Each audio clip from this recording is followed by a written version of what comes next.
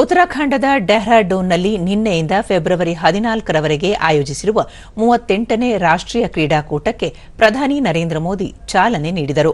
ಪ್ರಧಾನಿ ಅವರನ್ನು ಉತ್ತರಾಖಂಡ ಮುಖ್ಯಮಂತ್ರಿ ಪುಷ್ಕರ್ ಸಿಂಗ್ ಧಾಮಿ ಸನ್ಮಾನಿಸಿದರು.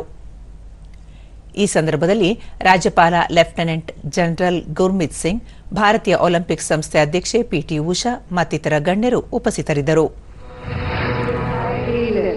जगह का प्रतीक एक स्पोर्ट्स सुवीनियर, एक किताब हिंदी और इंग्लिश वर्जन दोनों सुनी है, कहानियां सुनी है और आज उत्तराखंड कई सारे अद्भुत तत्व देखने को मिल रहे हैं, जैसे कि मौली जो गीत के शुभंकर है, तेजस्विनी मशाल. ಬಳಿಕ ಪ್ರಧಾನಿ ನರೇಂದ್ರ ಮೋದಿ ಕ್ರೀಡಾಪಟುಗಳ ಕೌಶಲ್ಯ ಸುಧಾರಿಸಲು ಹೆಚ್ಚು ಅವಕಾಶಗಳನ್ನು ಸೃಷ್ಟಿಸಲಾಗುತ್ತಿದೆ, ಖೇಲ್ ಇಂಡಿಯಾದಿಂದ ಯುವಕರು ಮತ್ತು ಕ್ರೀಡಾಪಟುಗಳು ತಮ್ಮ ಪ್ರತಿಭೆ ಪ್ರದರ್ಶಿಸಲು ಹೊಸ ಅವಕಾಶಗಳು ಸೃಷ್ಟಿಯಾಗಿವೆ, ದೇಶದ ಅಭಿವೃದ್ಧಿಯಲ್ಲಿ ಕ್ರೀಡೆ ಮಹತ್ವದ ಪಾತ್ರ ವಹಿಸಲಿದೆ ಎಂದು ಹೇಳಿದರು. ಉತ್ತರಾಖಂಡ ರಾಜ್ಯ ಈ ವರ್ಷ 25ನೇ ಸಂಸ್ಥಾಪನಾ ದಿನಾಚರಣೆ ಆಚರಿಸುತ್ತಿದೆ. ಈ ಬಾರಿಯ ರಾಷ್ಟ್ರೀಯ ಕ್ರೀಡೆಯಲ್ಲಿ ಹಲವು ಸಾಂಪ್ರದಾಯಿಕ ಮತ್ತು ದೇಸಿ ಆಟಗಳನ್ನು ಪರಿಚಯಿಸಲಾಗಿದೆ. ರಾಷ್ಟ್ರೀಯ ಕ್ರೀಡಾಕೂಟ ಹಸಿರು ಪಂದ್ಯಾವಳಿಯಾಗಿ ಮಾರ್ಪಟ್ಟಿದೆ. ಚೆಂಡುಗಳು, ಟ್ರೋಫಿಗಳು ಸೇರಿದಂತೆ ಎಲ್ಲವನ್ನೂ ಈ ತ್ಯಾಜ್ಯದಿಂದ ಮಾಡಲಾಗಿದೆ.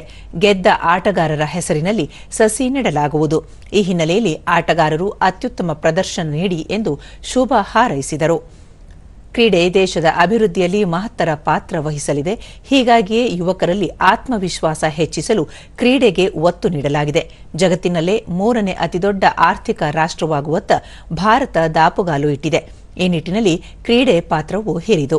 ಕ್ರೀಡಾಪಟುಗಳಿಗೆ ಬೇಕಾಗುವ ವಿವಿಧ ಕ್ರೀಡಾ ಸಾಮಗ್ರಿಗಳನ್ನು ಭಾರತದಲ್ಲಿ ತಯಾರಿಸಲಾಗುತ್ತಿದೆ ಎಂದು ಹೇಳಿದರು.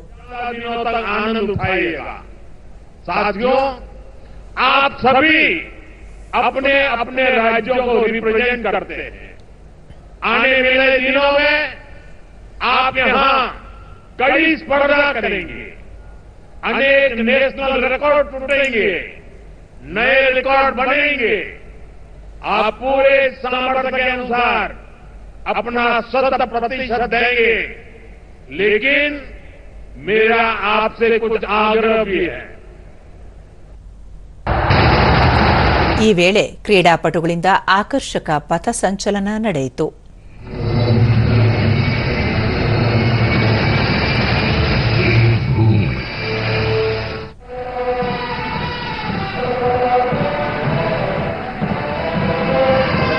और अब आपके सामने आ रहे हैं